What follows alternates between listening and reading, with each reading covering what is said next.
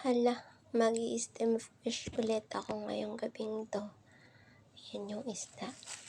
Nirap ko pa talaga yan. Kasi frozen yan. Tapos nung na-defrost. Binalot ko. Tapos nilagay ko ulit kasi super init ngayon. So, baligtad. Halatang hindi marunong magluto. Yung daliri ay pumipiglantik. Ang siste lang yan nakuhaan ko lang ng video na ganyan. Pero nung niluto ko, nung na-steam na, nakalimutan ko ng i-video o picturean man lang nung naluto.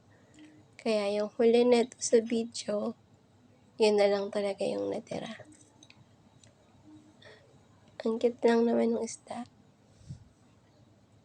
Sayang, ang dami ko pa naman luya na nilagay. Pero makikita niyo sa huling video. Sarap kaya yung luya. Diba?